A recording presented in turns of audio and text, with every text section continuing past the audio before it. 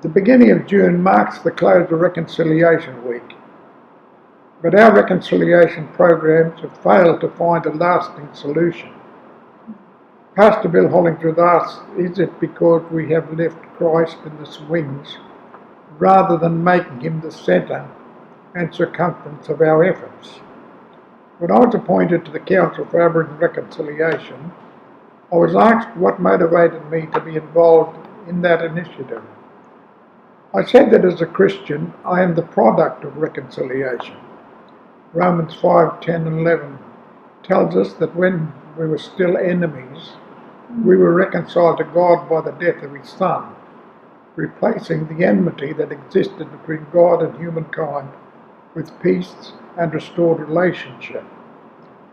This life-changing experience does not end here, but transports us into another dimension where new obligations are placed on us.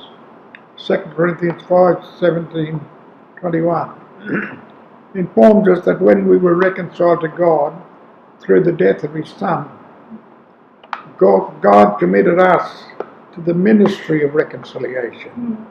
We are now ambassadors for Christ, imploring humankind to be reconciled to God. Reconciliation through Christ gives us the power and desire to be reconciled and make peace with each other. We have to have it to give it. When I was engaged in missionary work on the Thursday Island, I would pick up church members from a little community called Tamoy and transport them to the town hall in the main township for the Sunday night service. One evening I arrived to find a man intoxicated and in an argument with his daughter over her baby.